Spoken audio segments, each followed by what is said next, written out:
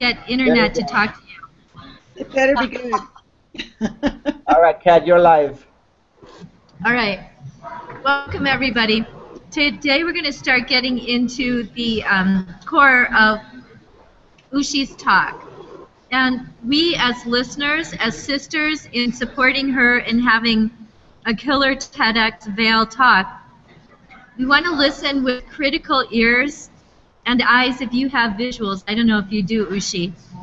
And we want to give our feedback to her in a way that is affirmative and positive, and recommend things that might trigger us in a way that we would be more compelled to understand and take action on her idea.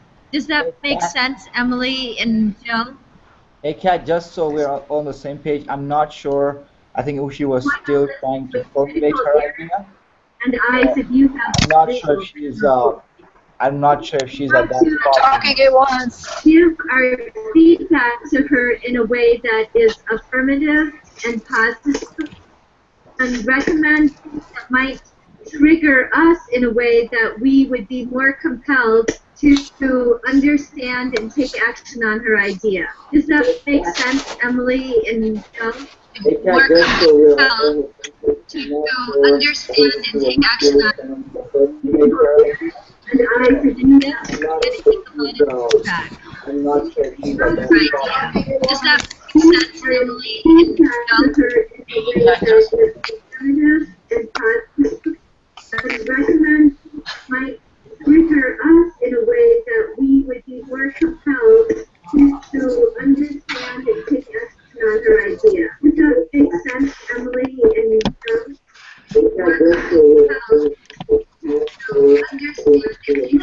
Maybe have a second Google Plus Hangout open that you might be getting feedback on.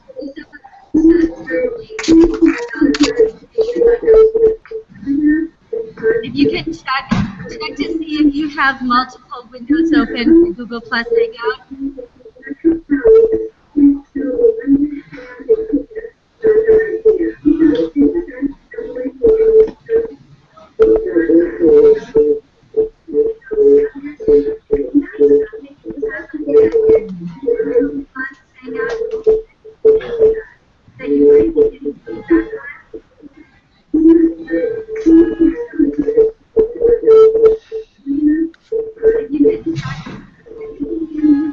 Nabil, are you hearing feedback?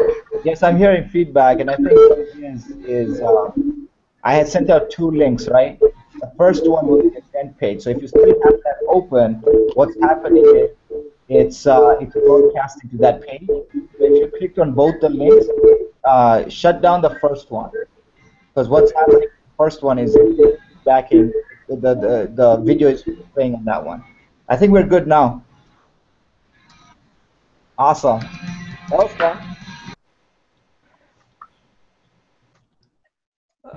All right, Great. Kat. Is it working now? Is that better, everyone? Oh, yes. Yeah. So, Kat, Okay. just so we're on the same page, I'm not sure if Ushi is ready to do her presentation today, because she was still working on her idea or formulation, so we might not be able to do that today. Ushi, where are you in your idea right now? Well, I have an idea, so I don't think I can give a formal presentation. Yeah, I don't think I can give a formal presentation, but if you'd like me to speak to it and then receive feedback about the idea, then I can do that. Yeah. So let's take that idea and the idea about talking about it, and instead of talking about it, just give it.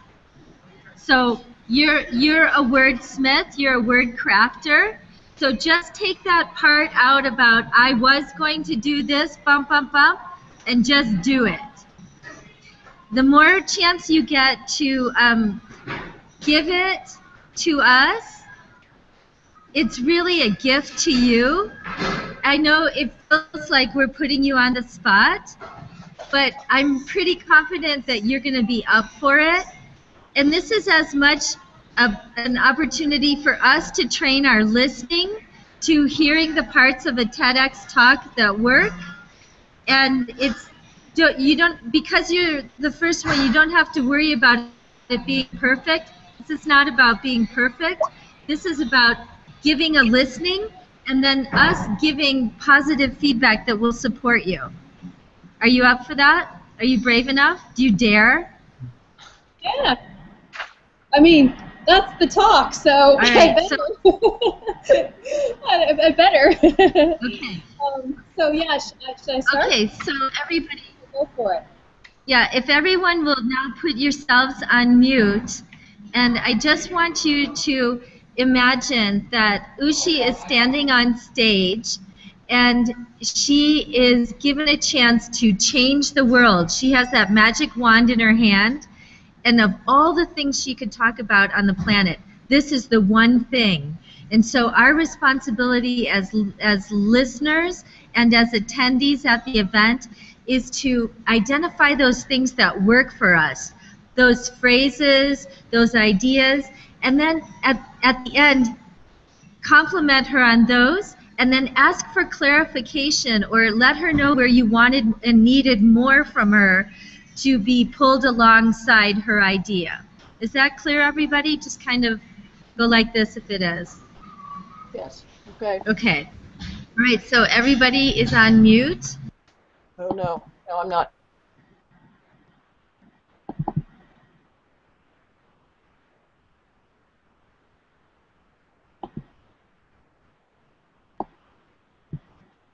Okay, ready? So, the title of the first book of poetry that I ever wrote was Brave the Unknown.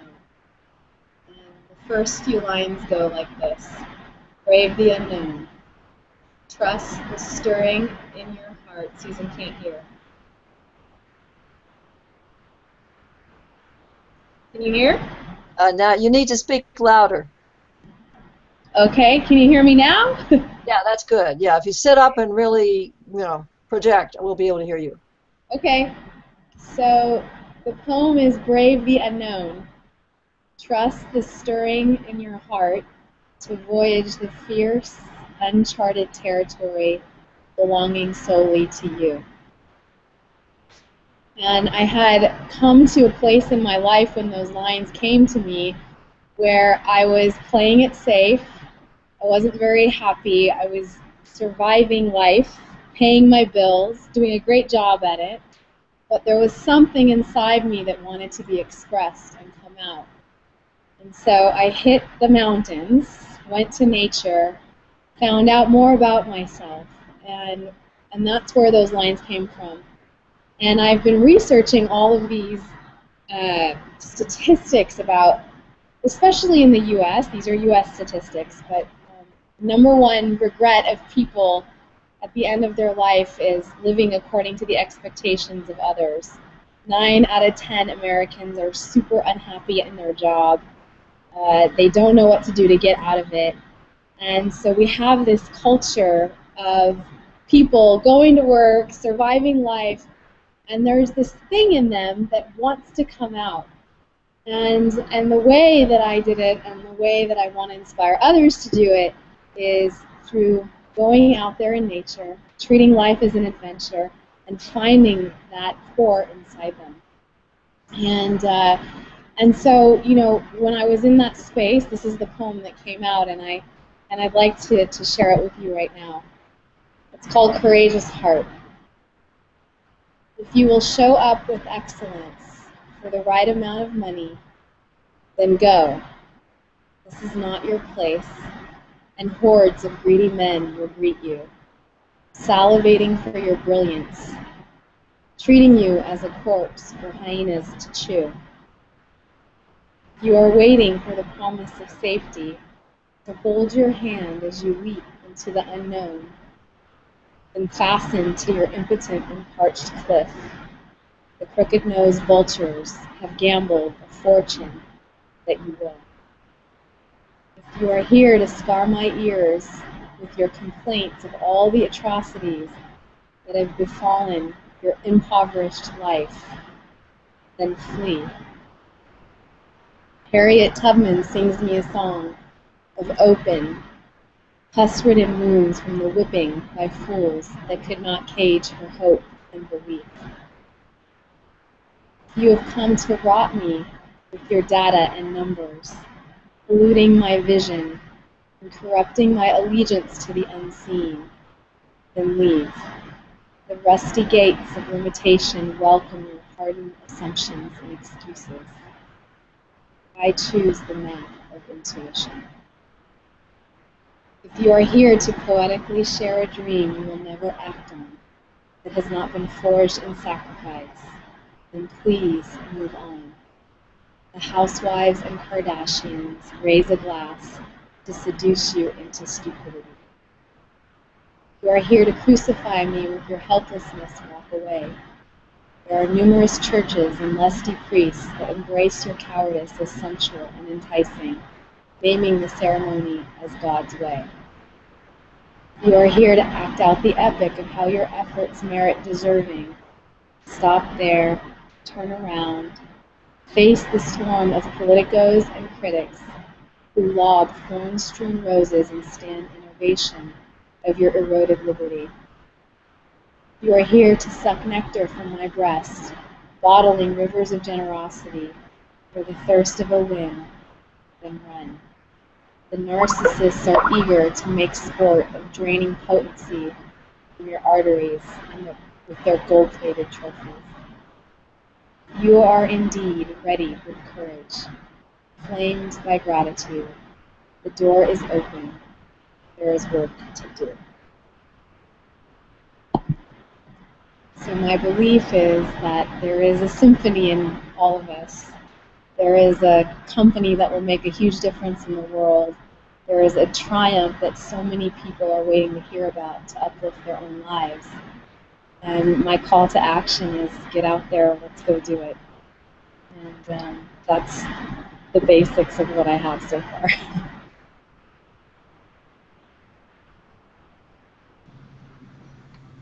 Okay, so that's really an awesome start.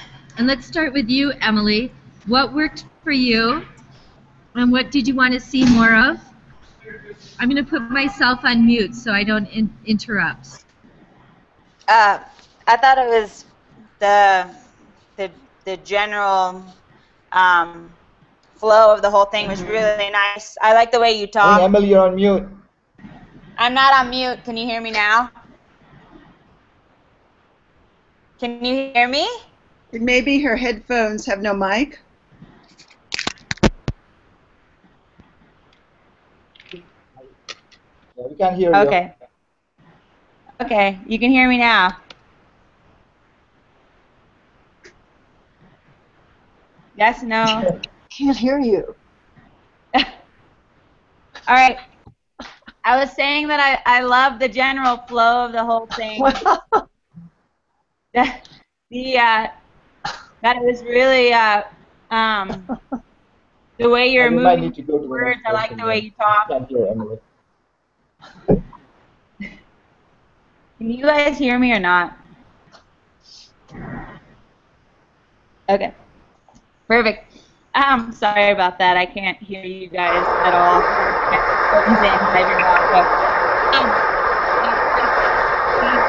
Struggling a little bit with sounding a little bit, so I got a little lost. But just in general, I thought that that the flow of it was I beautiful. don't hear her. Does anybody else hear her? No, cannot hear her. No. How come Kat can hear her? Cat can hear her, but But none of us can. That is because Kat is all hearing. Meow!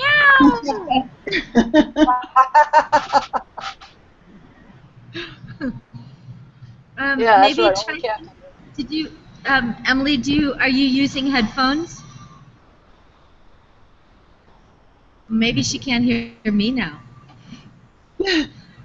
That's fine. I'll work with Emily offline here. The chat. I can hear you well. Continue to the next person.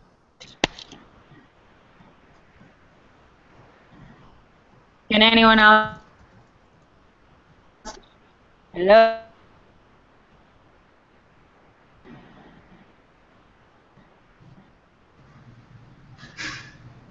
Okay, while Emily's trying to figure that out, Jill, is your audio okay? My And can audio. you, okay, great. Why don't you jump in?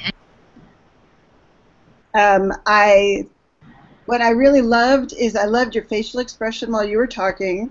You smiled, you had great eye contact.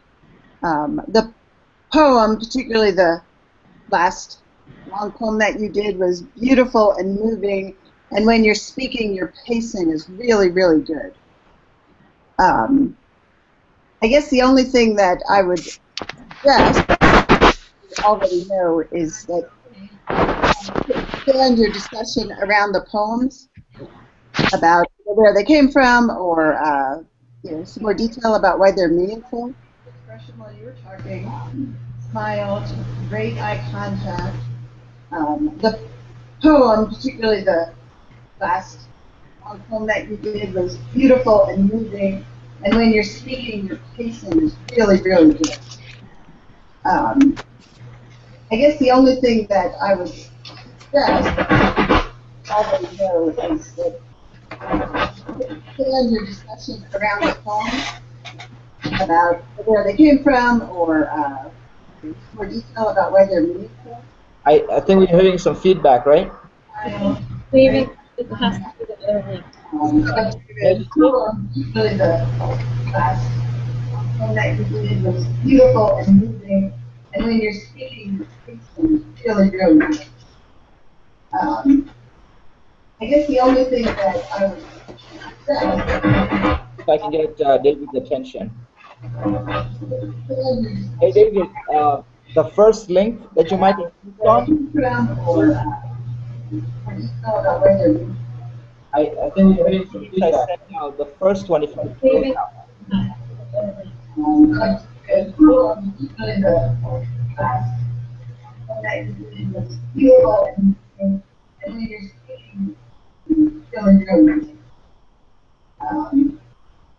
I guess the only thing that I would say, If I can get David's attention. Yes. Hey, David, the first link that you might have clicked on, Yes. Okay. the first one. All right, there you go. I think that might be better. All right. Sorry about the end part, Jill. I know you were talking and then we got the feedback. well, actually, I was done. Okay, so just to recap for everyone, what we're doing is appreciative affirmations for Ushi to give her some valuable feedback on her talk, through her talk. So just bear with this process as we go through it. Jill has given her comments. Emily was having some audio difficulties. Susan, is your audio in good shape? You can tell whether, or you can hear me. Can you hear me? Yes, Can you we hear me? can. Please. Okay. Yes. All right, good. So, okay, well, I agree with Jill about all of the ways in which she presented the poem, except for, and her view, except that, again, she needs to speak more into the microphone and louder, and maybe slower, a little slower, I think would be good also. And as was said, it's a lovely poem and a wonderful sentiment, and interesting perhaps to know a little bit more about what led her to write it. She did tell us some, but perhaps a little bit more. And then it wasn't clear, there was a lot I didn't get because she was speaking too softly or too fast. And my hearing is actually very good, even though I've got gray hair. But so I think that is an issue. The other thing that might happen if she didn't do it, because as I said, I was having trouble hearing her toward the end, would be to tell us a little bit more about what happened for her afterwards, or how she felt after she wrote the poem. So I guess that's what I will say right now. Yes.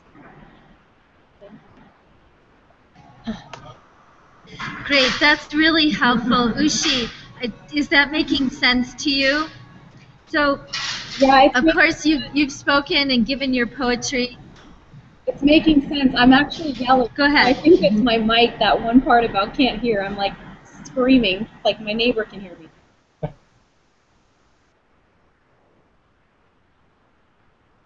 So let me say this about actually giving your TED Talk. You'll have on a wireless mic, and it will have a small wire that will come down along your jaw. I'm sure many of you have used those before. And you'll be speaking, we'll have professional audio. And so you'll be speaking in a way that you want to use the most compelling voice. And we'll do all of the sound tests for that the day before at the rehearsal. So we should get all of those issues ironed out ahead of time. Audio is the single most important thing for TEDx talks. You can, but if your audio track is flawed, it will have very little viewership because people don't want to struggle to be able to hear. Okay, let's see. Emily, are you able to communicate now? Can you hear me? Yeah. Yes, that's great. Yes? Yes, Emily. I'm having a really hard time hearing everyone else, so. Okay, perfect. I just wrote that I thought that the way she was looking and speaking was flowed beautifully, and I liked the pace of it. But there were some words that I thought that she could pause on because they were so powerful. I thought they deserved a pause or to be said a little more aggressively. Like when she mentioned chewing and the word seduce and the word, I just felt like the whole thing was very powerful, and she had such a flow with her that it would really hit home if she just powered into, you know, when she says chewing, just, or words like that, you know, carcass, you know, those are aggressive words, and the flow of it was gorgeous, and if she powered into those few words, I feel like, you know, it would take people back, like it would hit home a little bit more. But in general, I thought that I did like the pace of it and the flow of it. It kept you kind of on your edge listening, like I wanted to hear what she was saying more. Thank you. But like I said, the viewers just some power with them. So Ushi, tell us about pause and presenting powerful words and the use of pause as a spoken word poet.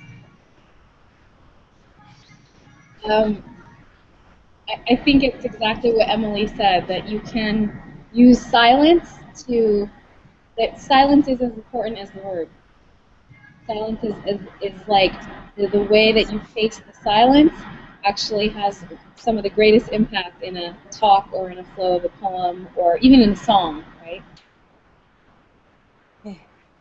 And that, you know, the silence can come, I always think of like the silence can come when you're trying to make the point. And as Emily was saying, is like if you have them on the edge of the seat, let them sit there a little bit longer. Mm-hmm. Yeah. It's in those moments in the talk that matter. Susan, did you have something you wanted to add to that?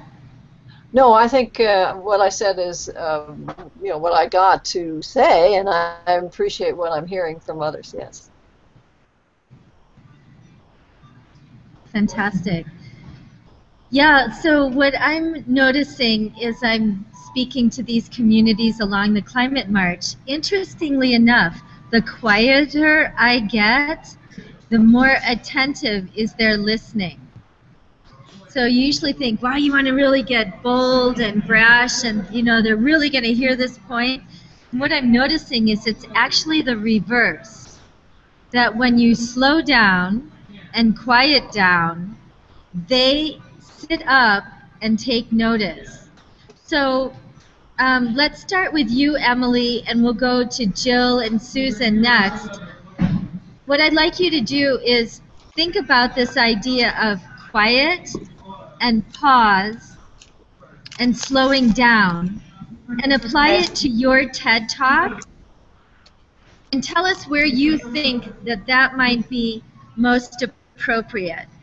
So, Emily, where in your TEDx talk do you think slowing down, getting quiet, or pausing might be useful for you?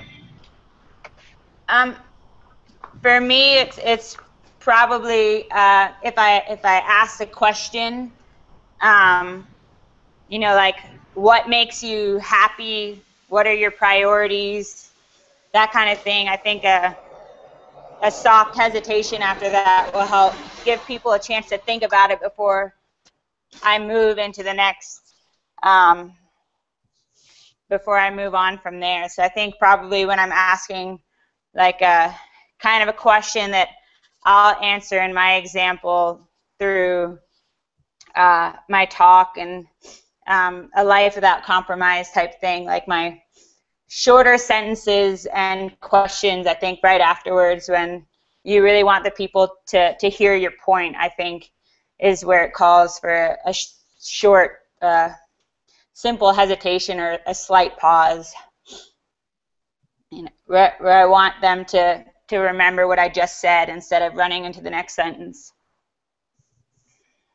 Great. Thanks so much, Emily. How about you, Jill? And you guys feel free to, jump in the conversation if you have something you'd like to add. You're familiar with another speaker's talk, and there was a time when they had given an idea and you thought, wow, if that really be applied there. So, okay, Jill, go ahead. I tend to talk too fast, and I talk and run on sentences.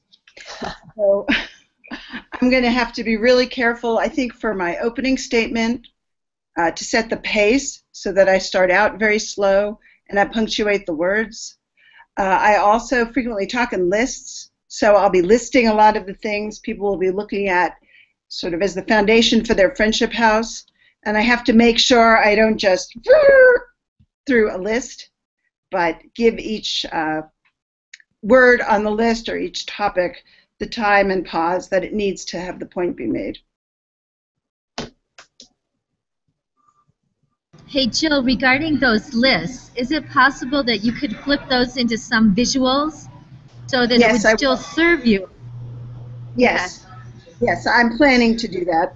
But I know from other talks that I've given, even when I have it on the visual, I have to make sure not to speak it as a list, and slowing down, remembering to slow down and make each statement count will help me a lot with that. Yeah, so we lost your audio on that last phrase. If you'd like to say it again about make each. I want to make sure that I slow down and make each word and statement count, whether it's on the visual or not, rather than just sort of buzzing through this idea quickly, but to make sure that everything in the 9 minutes is meaningful and not just explaining things. Fantastic. David, so what we're doing right now is we're talking about pause. My logistics director and climate marchers just walked by the hallway and said they like my new haircut, so excuse that distraction. We're at a little cafe here that's totally run by the community. There's no prices. It's all about sustainability. If you can't afford to pay for your meal, you can plan to work for it. So they use local, slow, sustainable. Okay, so enough about that. So what we're talking about is pausing, slowing down, and quieting down to bring up the listener's attention to your point. And each of the speakers now is going through it and applying that to their talk and their idea and reflecting back where they think that would be most effective. So Emily and Jill have just given us their versions. Susan, how about you? Well, I have a tendency to go too fast also, and I have another tendency which is really fatal, which is to have a new thought in the middle of a sentence and to kind of get distracted to start going off on that. So I have to be very disciplined about that. Another thing that happens to me is that I tend to think in abstractions, and I need to find ways to slow that down, make it more emotional. And when I get into examples, then it's easier for people to get. But I have a tendency at the beginning to lay out some abstract ideas, and so I'm going to have to find ways to add some emotional resonance to those at the beginning, and also do what you're saying, which is slow down, pause, give people time to respond emotionally to what I'm saying, and for me to respond emotionally to it. One of my problems is I've been doing the kind of work I do for 17 years. So I've got a situation where I know this material, not just cold, but it's like in my bones, and that means I really have to make an effort to slow down to reach the audience where they are, because it's new to them, perhaps. So that's what I'm thinking. That's so well said, Susan. Because it's what you want to do is kind of lay your heart out there, and yes. It might be in your bones, but we don't live in your skeleton. Right. What we do is we hear your voice and we feel the energy of your heart-mind connection and how passionate you are about this material. So you want us to get it. All of you speakers, you want us to get it. And that one little thing, get quiet, get slow, and pause, creates an amazing, powerful opening for us to jump into that heart-mind connection with you. Great. David, are you response to where your talk would be strengthened by slowing down, pausing, or getting quiet?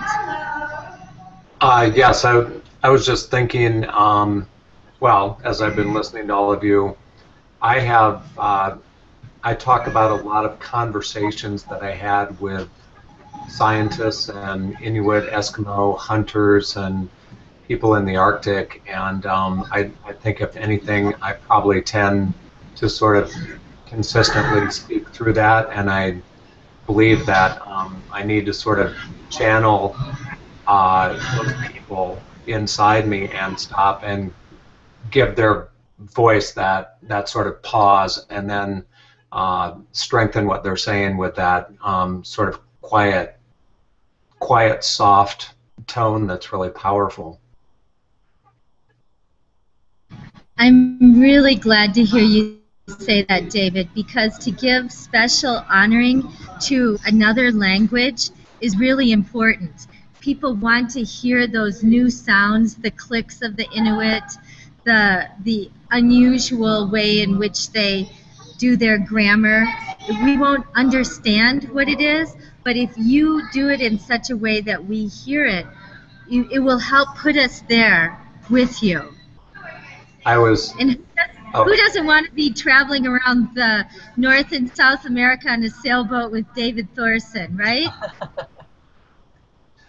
I was thinking about, I just heard one of my scientist friends on Science Friday on NPR, and they were interviewing him about what he's doing in the Arctic and his study of the bowhead whales, and they were having to push him along because he speaks in the slow cadence of the Inuit. He's taken that on now, even though he's a white scientist, and they could barely finish the interview because he was talking so slow.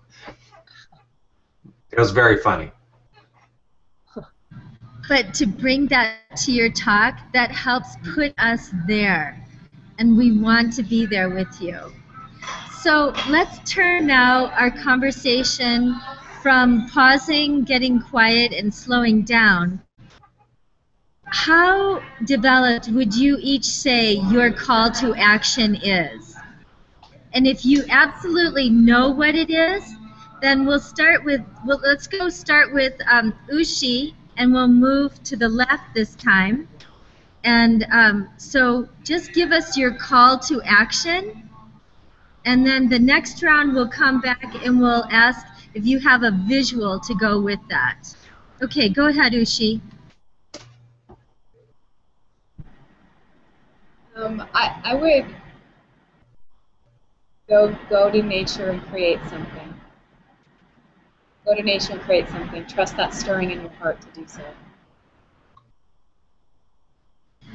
So what are you asking the audience to do, to go into nature and trust their hearts? Well, there's a line, trust the stirring in your heart. Things that happens in nature. So the call to action is get out there, get out of the office, get off the couch, get out, go and be in nature, and it will give you that stirring in your heart will form. Fantastic. Is that a compelling call to action, everyone else, for you? If you heard Ushi ask you to do that, just nod or go like this if not. That's good. I feel like this is an easy crowd. Everybody loves nature here. I think it needs a little bit more specific, or maybe that oomph that Emily was talking about. Yeah. Does that resonate with you, Ushi? Does that make sense? Yeah. Yeah?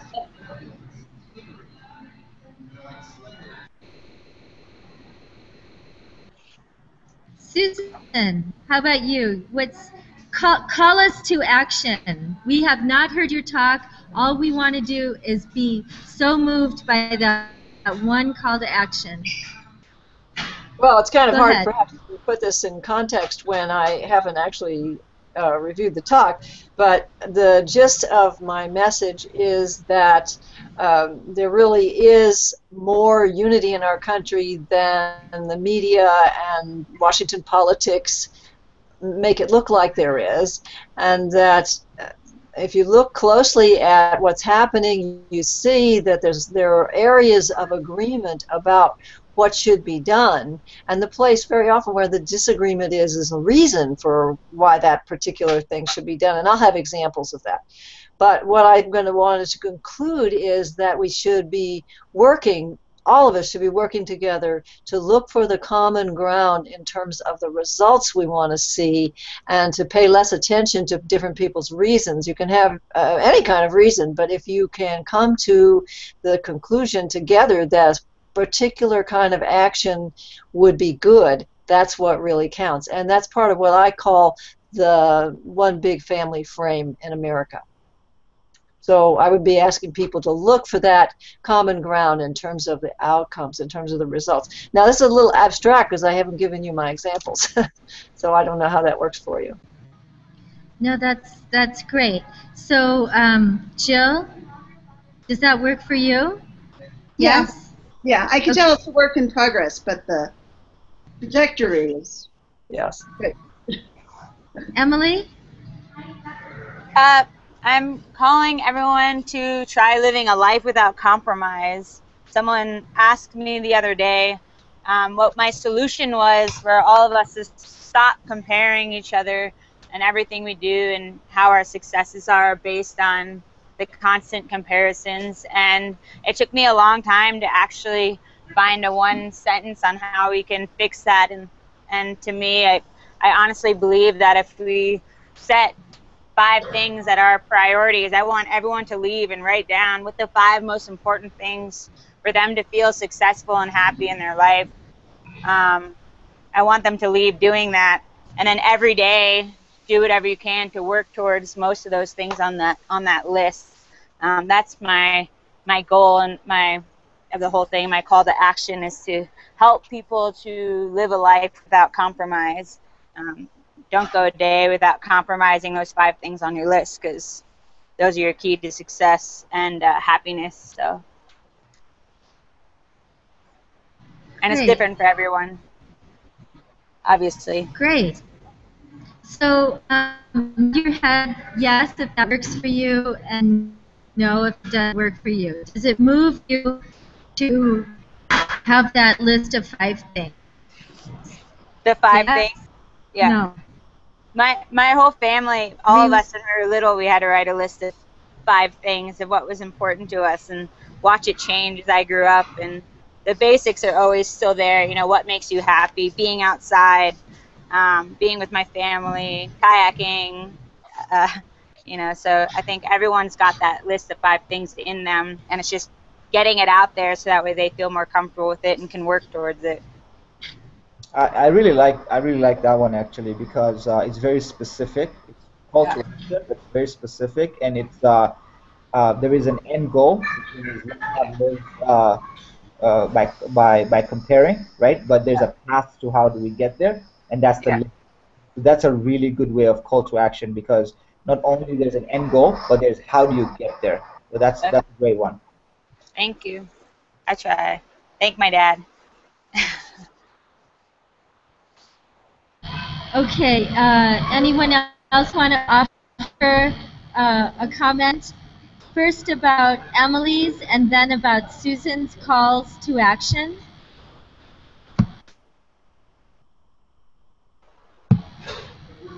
I agree.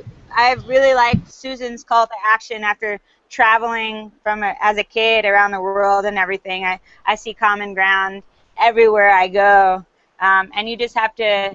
It's Gandhi or someone. You know, you remove. You know, dress the way they dress, talk the way they talk, immerse yourself in cultures, and you'll always find the common ground in between people anywhere in the world. You know, we're all very similar, and I think that I'm very excited to hear her version. I like her call to action for sure. I agree with it completely. Just a question of getting there.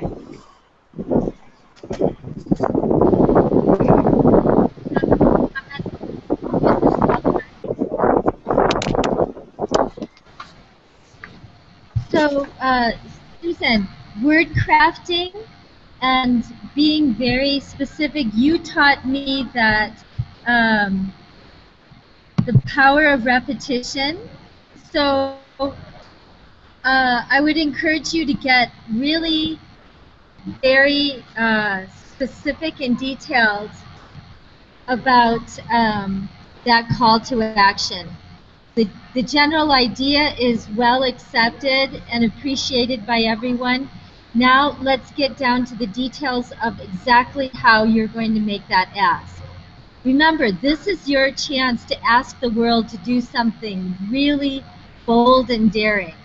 And you have almost 20 years of experience coaching many leaders and organizations through this.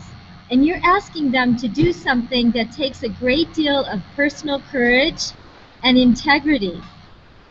So, you know, this to find the common ground, we have to go way beyond where most of humanity has evolved to so far.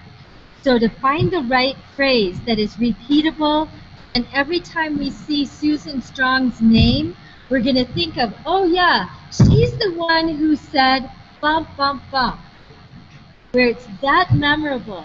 Like every time somebody talks about Brene Brown, they know what her talk is about.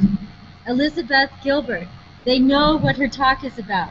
Because the phrasing has been worked out so elegantly that we can't help but repeat the exact same syllables and phrases and timing. Okay? Yes. One idea for something like that would be to say, our history shows that we really are one big American family. Does that work for you?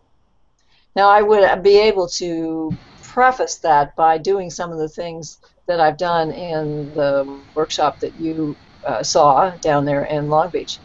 But that would be the key. We really are one big American family. Now, I know that some of you may be aware of the work of George Lakoff talking about how, you know, get the conservative family and the liberal family.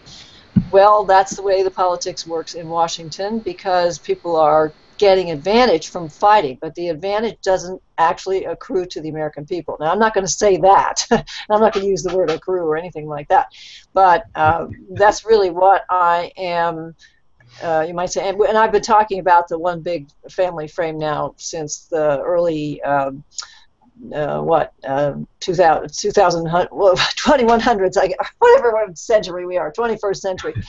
So I'm kind of known for that, and I believe there used to be a Wikipedia item too, well, a point in Wikipedia about my one big family frame idea.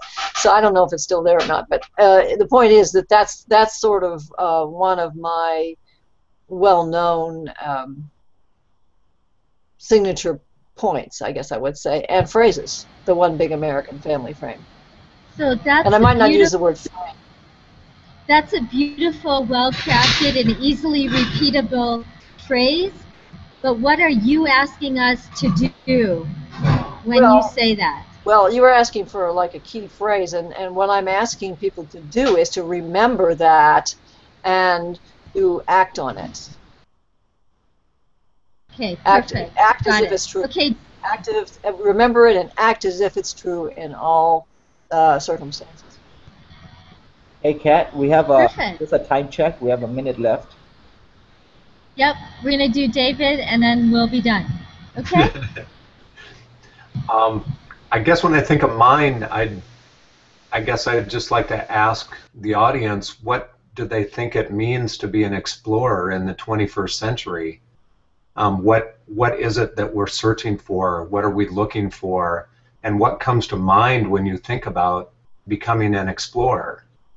And for me, it was something that I did not set off to discover, but what I found by just being curious. And so this idea of being curious and then discovering something and then acting on that is what is important to me. Fantastic. Everybody, thanks so much for your patience today as we worked out the technical glitches. So just one word, and the word to check out with today is something that would make you feel as though you were standing in the year 2200, and that call to action that you've seen has already happened, and how that makes you feel in the year. Okay, so Mr. Explorer, let's start with you. Hey, Kat, I'm not sure if Jill, did you give your call to action? Not sure. Did you give your call to action? No, I didn't. Do we have time for it? Sure. Okay. We're living in an age of loneliness, and it doesn't have to be that way. Naturally, we're social beings, and we need to redefine how we view friendship and relationship, because the way that we view it now is obsolete, and it's not working for us anymore. We need to understand new ways of relating to each other that don't remind us of junior high school interaction in politics. We need to find ways to reach out, be open to new ways of understanding and connecting with each other, and we need to be more approachable ourselves. We need to redefine what we look for in friendship and relationships, so we're open to new concepts and new avenues of connection. I'd like everybody to smile at people, say hello to people, try to have conversations with people they wouldn't ordinarily speak to, and let people into your heart in new ways.